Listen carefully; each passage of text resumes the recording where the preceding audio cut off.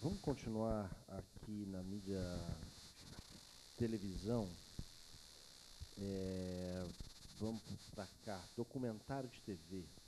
Carne e osso. Caio Cavecchini. É um documentário feito por uma equipe da Repórter Brasil. A Repórter Brasil é uma ONG de jornalistas na sua fundação. Hoje tem outros profissionais também. Que atuou e nasceu como uma organização para noticiar casos de trabalho escravo, principalmente no campo e na cidade, né? E a partir daí surgiram outras atividades da ONG. Eu entrei, não sou um membro ativo, mas sou responsável pela área de documentários, né? A gente fez um documentário sobre trabalho escravo e algumas outras produções audiovisuais que geraram ao longo do tempo do trabalho, já são mais de 10 anos de atividade da Repórter Brasil, geraram um bom contato com fontes da área do trabalho, inclusive auditores fiscais, procuradores do trabalho, juízes do trabalho, e a pauta surgiu de um contato desses profissionais que procuraram a Repórter Brasil, trazendo uma realidade que nos pareceu muito assustadora, de um grande número de afastamentos de trabalhadores por lesões e esforços repetitivos, e a indústria frigorífica sendo uma das campeãs nacionais aí, né? Enfim, motivo de alegria no noticiário econômico e etc. Tinha esse lado obscuro, esse lado pouco falado, que é o de afastar muitos trabalhadores de pouco ligar para isso, né?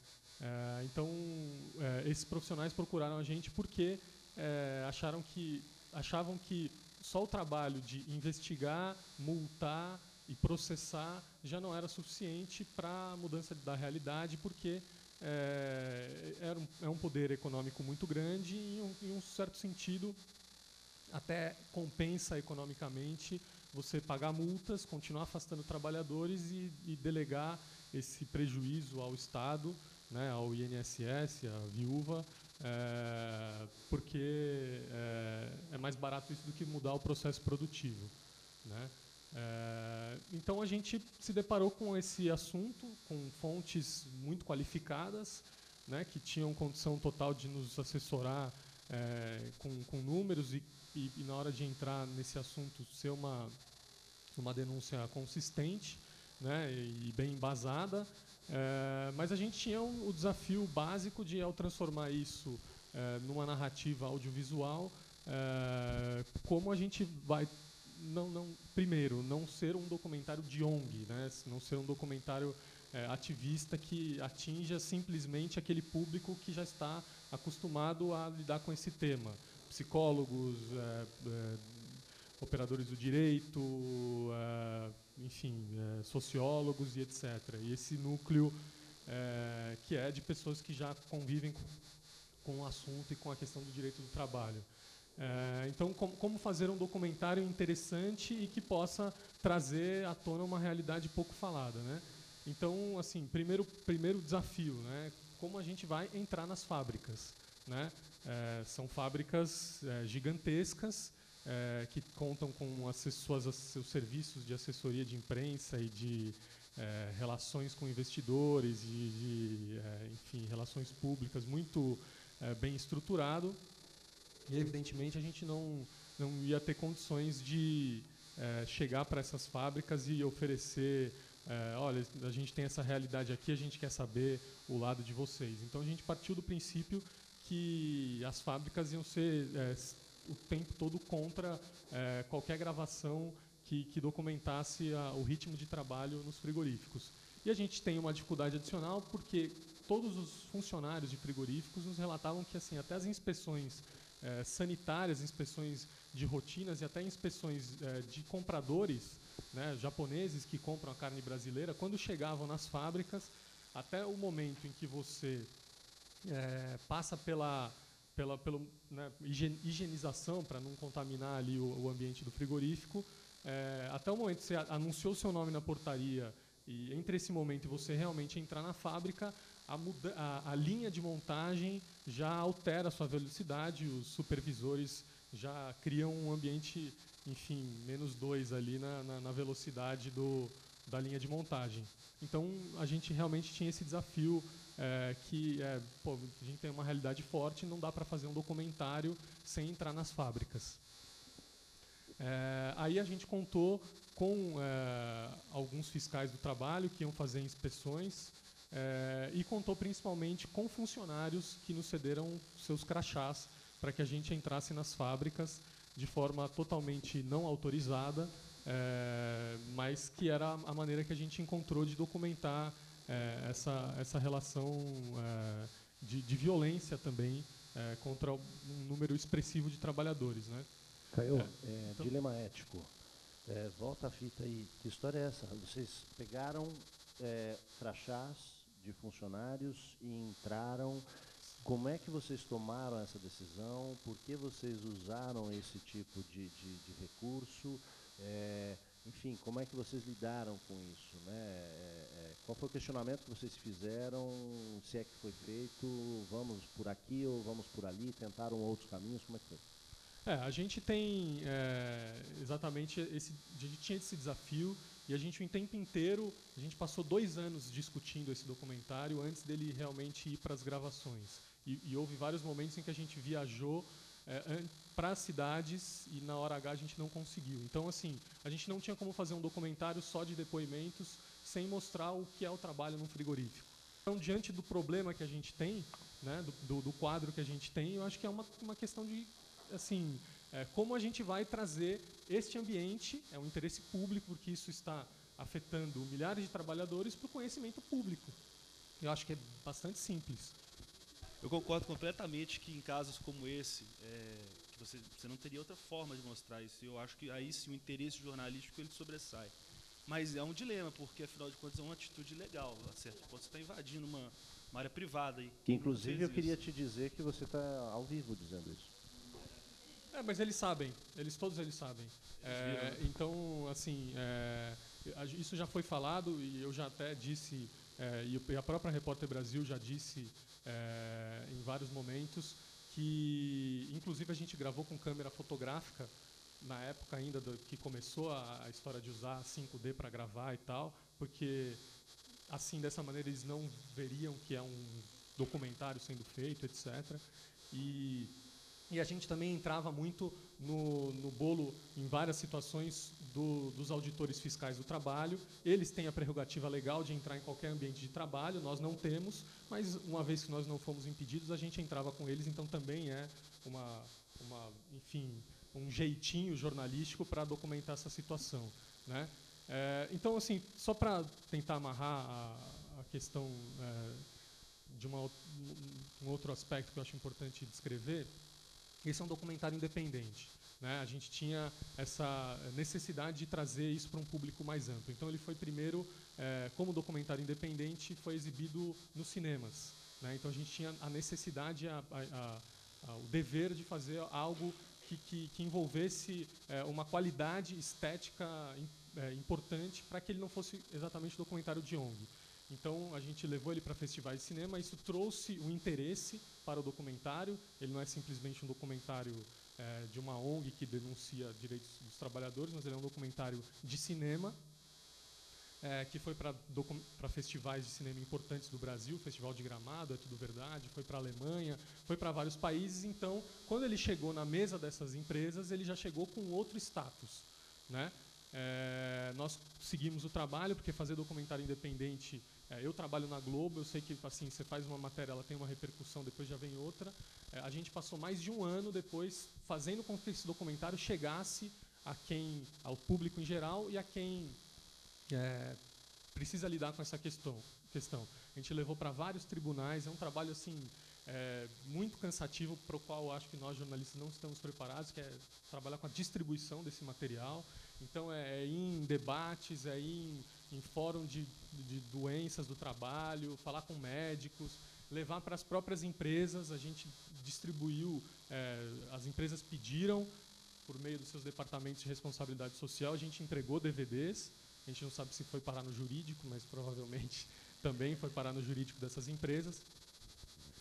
Mas a gente não diz o nome de nenhuma empresa, né? Então esse foi um cuidado em relação a nós mesmos, ao trabalho que a gente fez, e também em relação às empresas, a gente não diz o nome de nenhuma das empresas que a gente visitou, nem o nome, nem a planta, nem a cidade, nem o estado, a gente só coloca a região do Brasil em que estão localizadas essas plantas frigoríficas, porque a gente entende que é uma questão muito mais ampla do que exatamente um ou outro espaço, né? Cada um tem as suas peculiaridades.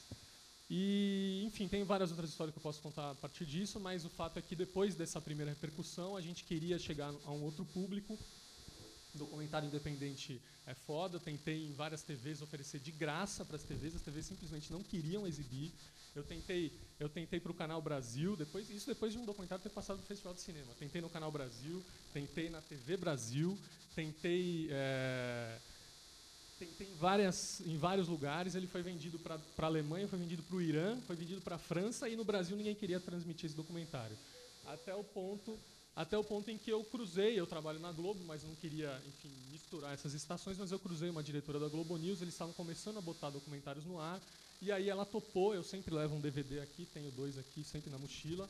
Eu levei, mostrei para ela na hora, no corredor, e começou a surgir uma discussão. Quando o Ministério do Trabalho aprovou uma nova norma de regulamentação disciplinando o trabalho dos frigoríficos, eu aproveitei esse gancho e a gente colocou no ar. E aí hoje a Globo News tem uma relação bacana, até sugere uma parceria para outros documentários, etc. Mas, enfim, é difícil você fazer um documentário independente e fazer com que ele seja visto. Quem me conhece aqui há bastante tempo sabe que eu, Paulette, etc., nós fundamos a Alboré, que se colocou à disposição do movimento dos trabalhadores. E o nosso grande problema era a reportagem dentro das fábricas, que até hoje continuam considerados como campos de concentração. Então, o dono da máquina, ele é dono desse território e, portanto, não entra a imprensa, não entra o poeta, não entra o cineasta, não entrava a fiscalização, até muito recentemente. As CIPAs eram absolutamente controladas.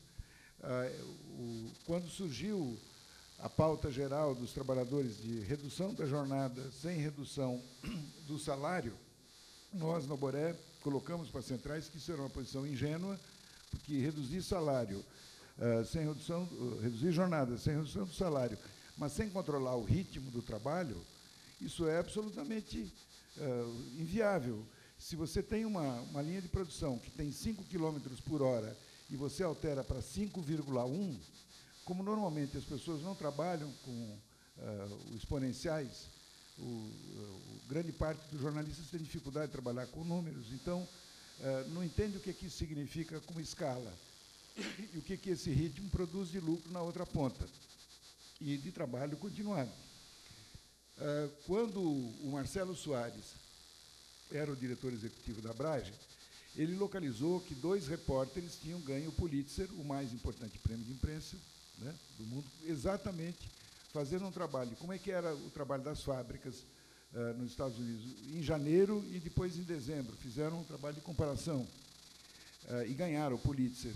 Nessa época, a gente tentava ver se conseguia generalizar essa pauta, porque essa coisa do trabalhador ficou menorizada. Faz de conta que essa pauta não existe. Nós ficamos com uma pauta californiana da diversidade cultural, da diversidade étnica, da diversidade de gênero, a questão das minorias, a questão do local, a comunidade como moradia, e conseguiu-se praticamente elidir, não há mais a pauta sobre o ambiente de trabalho, onde milhões e milhões e milhões, nós somos um país importante.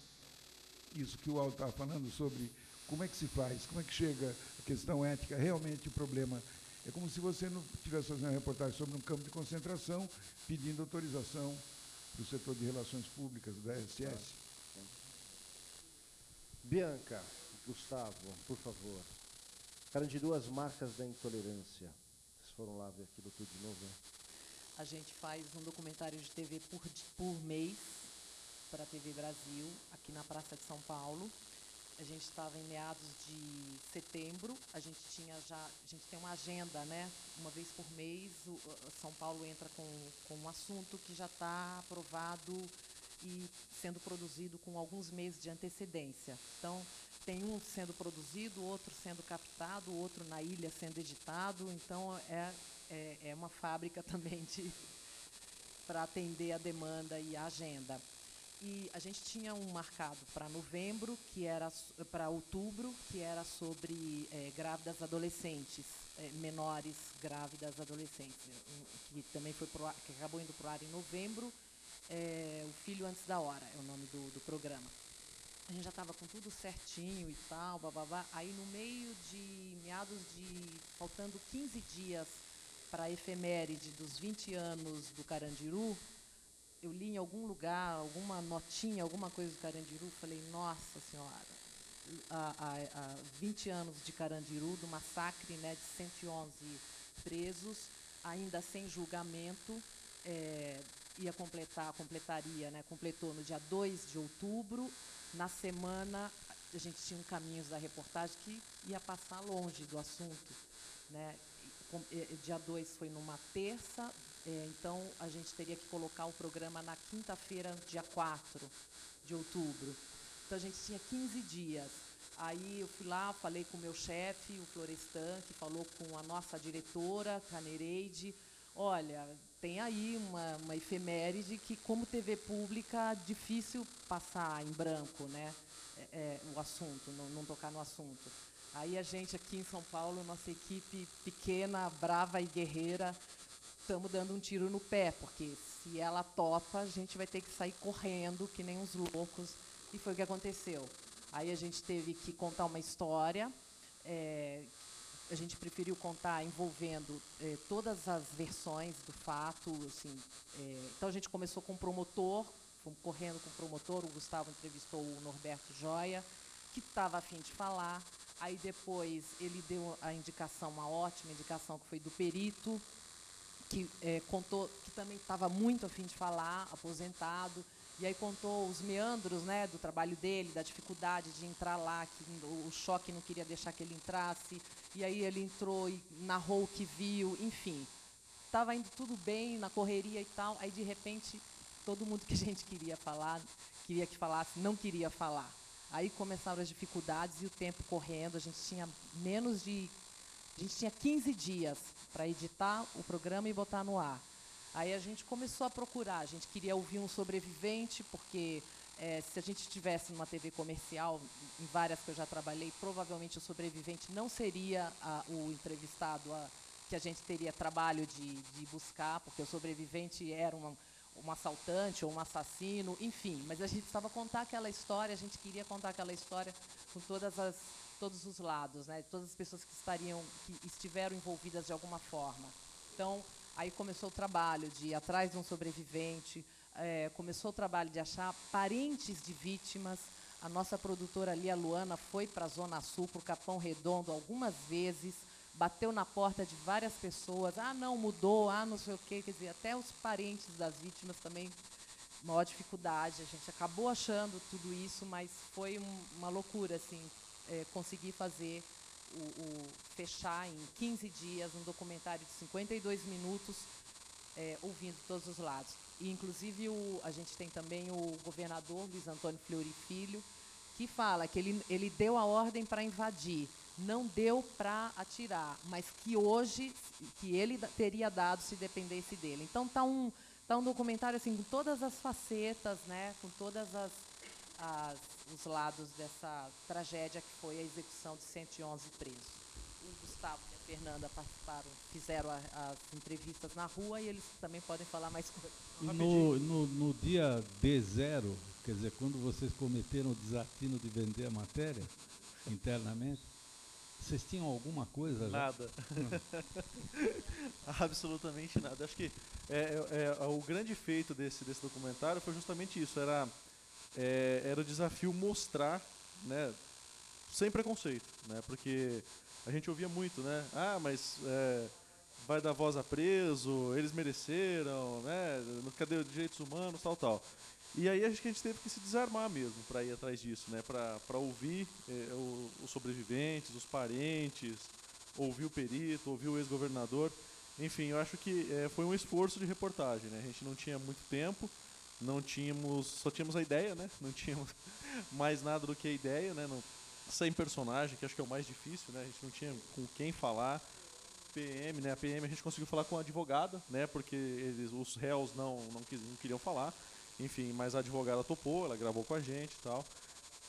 Isso. Então assim, eu acho que a grande coisa que diz o prêmio, né? De direitos humanos. A gente foi pra rua, foi pra campo, justamente para ouvir a história, né? A gente se colocou ali para ouvir o que tinham os ex-detentos, né? Que sobreviveram ali também. E também demos voz aos promotores, ao governador, enfim. Acho que foi uma questão de tirar os preconceitos, como a gente já disse aqui. A Rita Cadillac, que a gente ouviu, né? A madrinha, que é considerada a madrinha, né? Lá do Carandiru, enfim. Então, acho que foi isso mesmo. Acho que foi essa coisa de abrir os ouvidos, né? Ouvir bastante as pessoas. O programa, a gente colocou o nome de Carandiru, as marcas da intolerância. Acho que a gente tentou mostrar o olhar de quem estava lá no dia, de quem estava de fora, de quem, enfim, estava ao redor, de quem viveu.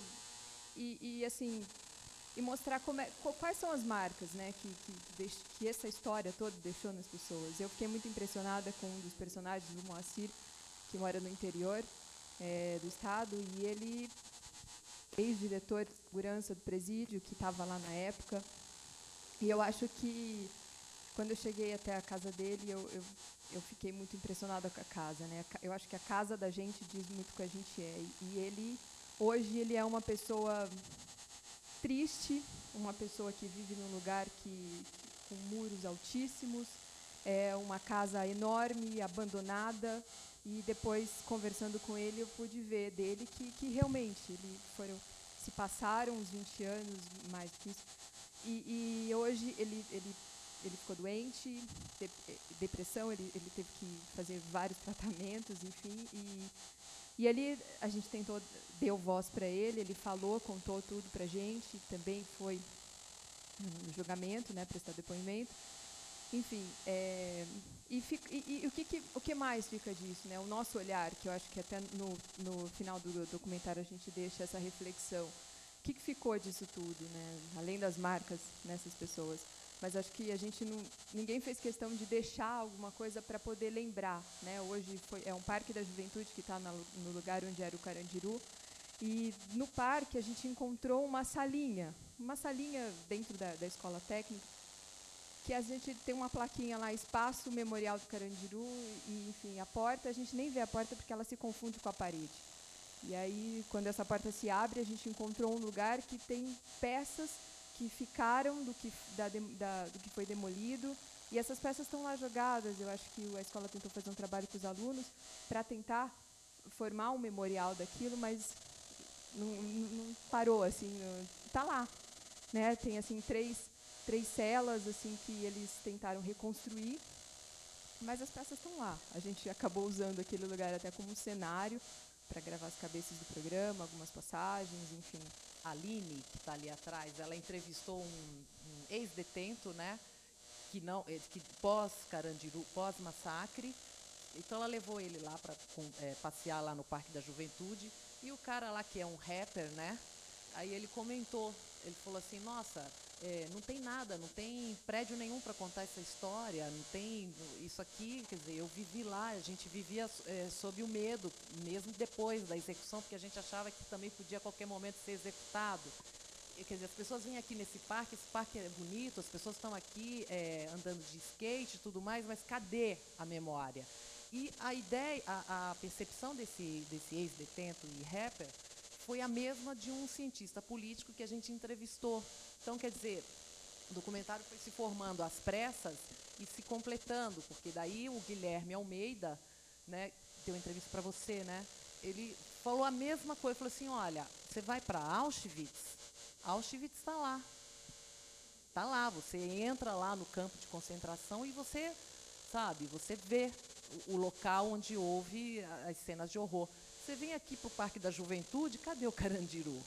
Então, nesse sentido, eu acho que o nosso trabalho na correria e tudo mais acabou resgatando um pouco dessa memória, desse massacre, dessa tragédia, que a gente nem coloca, a gente até nem quis colocar massacre, me lembrei quando você falou do vândalo, a gente nem quis colocar massacre para não achar que a gente estava do lado de A ou B. Então a gente batucou lá um tempo para achar o título e aí que virou As Marcas da Intolerância, porque realmente, no mínimo, foi uma intolerância, enfim, gigantesca, né? Esse documentário ele foi apresentado nos 2 júris do Carandiru, né? A acusação, no caso, selecionou lá uma parte, né? E, enfim, gostaria de colocar isso para vocês, que achei muito importante, sabe, o trabalho que vocês fizeram, também para conscientizar a imprensa, sabe, jurados, de quem eram aquelas pessoas, né? E massacre, sim. A OEA classificou assim, né? Foi um massacre. Para muita gente, eu vi os comentários nas matérias que o UOL soltou, os portais soltaram, para muita gente foi limpeza. Então, ali vocês mostraram quem são, a mãe que ficou lá, a carteira de trabalho do filho, que foi o que sobrou de lembrança. Então, aquilo foi um choque para a gente, sabe? Porque era uma carga emocional muito, muito grande, né? Um júri desse tipo. Não tinha parentes acompanhando, até pela natureza, né, do julgamento. Mas a gente percebeu ali entre nós, repórteres, né? E também os jurados, que o impacto daqueles depoimentos foram muito, muito grandes. A gente não queria julgar, entendeu? Por isso que a gente não quis colocar, inclusive, massacre. A gente queria, olha, cada um que tire sua conclusão. E quem assistiu ao documentário vai tirar a sua conclusão, vai tirar a conclusão que a gente tem do nosso lado, como disse a Marilu, que, sabe, a gente tem a nossa, a gente sabe, imagina, ninguém pode concordar com um negócio desse, né? Acho que esse é um desafio, né? Você achar o tom, né? Afinar, conseguir, né? Encontrar o tom para contar certas histórias que são. E outro desafio é não permitir que, talvez essa seja, né? O nosso desafio, esse seja o nosso desafio diário, que esses prédios desapareçam, né? Tantos prédios, né? Aquela memória que não interessa ao poder, ela precisa estar construída nas nossas matérias. O pessoal da imagem ajuda a gente pra caramba, né? Então eu vou passar a bola aqui para começar com o Alan. O Alan fez uma foto, nota 0. Alan, nota 0. Isso, você é ótima para me corrigir discretamente aqui, assim, ninguém percebe, assim. Alan. Eu vou contar aqui os Tribuna do bastidores, Paraná. como foi no dia. Bom, então, lembrando, né, que a fotografia é justo que o José Raimundo comentou, também faz parte de uma equipe, né? Tem muitas pessoas envolvidas, é uma matéria toda que é feita. Então, creio que sozinho, tenho certeza que eu não estaria aqui hoje em dia. E comentar no dia, essa matéria surgiu depois de um protesto de alunos e pais de alunos, professores numa escola estadual em Curitiba, que a escola, por causa de um problema judicial, estava se deteriorando, uma reforma que tinha começado parou, e ali as coisas só foram piorando, né? Depois disso a gente resolveu ir até a escola para dar uma olhada como estava. No dia que a gente foi até lá fazer a matéria, chovia forte e a gente foi vendo vários fatores assim que as crianças corriam, tinham setores que eles corriam, que eles passavam na chuva, eles passavam por fios de alta tensão, fios de energia elétrica, estavam expostos e várias coisas. A biblioteca deles chovia em cima dos livros, era coberta por uma lona. Foram coisas que a gente foi observando e foi deixando assustado, assim, porque não é algo comum de se ver, assim, apesar da educação hoje em dia estar indo, né, para um lado pior, a gente não imagina ver algo tão feio assim. E com a repórter na condução da matéria, a gente vai prestando atenção no que vai falando, no que vai tentando tirar alguma coisa de bom dali, tirar alguma coisa para a matéria, né, que sirva. E ela conversando com a diretora, com os alunos, eles comentaram que no piso de uma das salas, ele tinha cedido porque uma aluna ficou com a perna presa. Ela caiu com a parte da perna no piso porque o piso cedeu de velho. E eu fui até lá para dar uma olhada e a questão do envolvimento, que o Zé falou, que a Marilu falou, você acaba se envolvendo com a matéria mesmo. E foi quando eu me ajoelhei no chão e fiquei pensando naquilo ali, aquele buraco no chão. Eu vi os alunos lá embaixo. Estava tendo aula em cima e embaixo. Em cima né? e embaixo, Aí que surgiu a fotografia. Na parte de baixo tem uma fileira com alunos e na parte de cima, normal, a aula transcorreu normalmente. E me veio o pensamento, né? A educação, para onde está indo. Pensei nos meus filhos, né? Que futuro vão ter meus filhos com a educação indo para esse tipo, para essa maneira, né?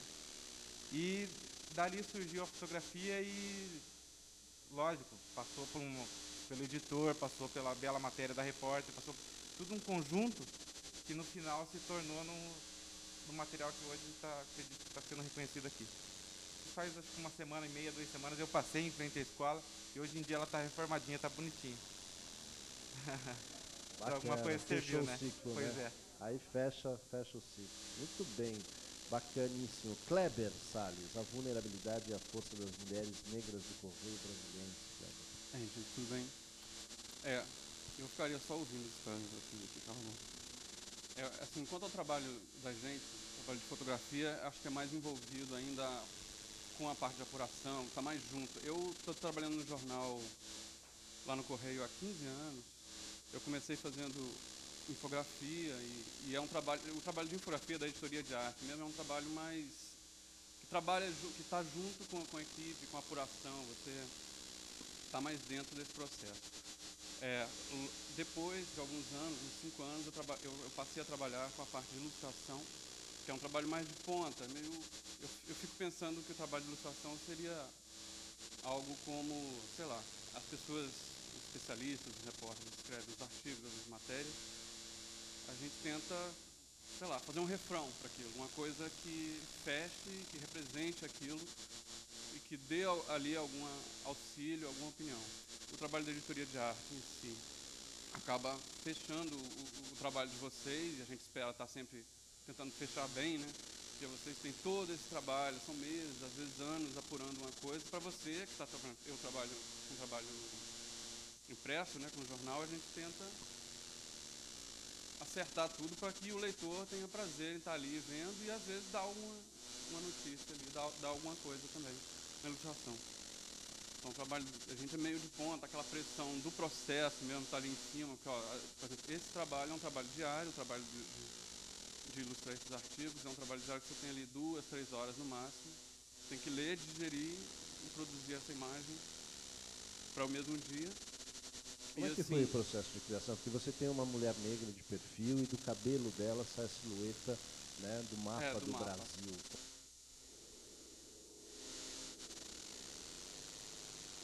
Eu depois vindo para cá hoje, a gente vem pensando o que eu poderia dizer sobre esse desenho, porque quando você está produzindo, ele é muito... O processo é mecânico, não tem tempo. As crianças nas escolas visitam muito o jornal e sempre perguntam. Hoje em dia eu já estou velho, então é tio, e se você não tiver nenhuma inspiração para fazer um desenho, você tem que fazer agora. Não existe. Você tem que fazer. Alguém disse que não existe essa coisa de não conseguir. Não existe. Na hora você não fica. Eu estou emocionado agora, mas não existe isso durante o processo de trabalho. Mas a vida da gente, as experiências suas, elas somam e elas acabam aflorando.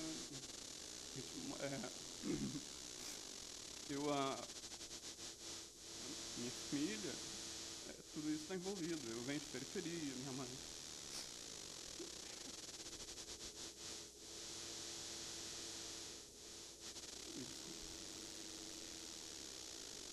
Minha mãe foi doméstica. Eu não preciso buscar muito fundo ou fazer grandes pesquisas. Não preciso do Google para ilustrar isso. Obrigado.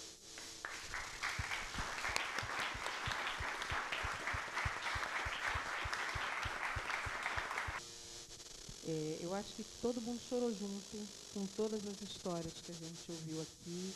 A gente vibrou junto, né? E aí, nesse instante, a gente aqui no intervalinho, ela estava me preocupando. Será que eu fiz um relato... Ela me perguntou assim, será que eu fiz um relato muito pessoal e acabei fugindo um pouco da pauta?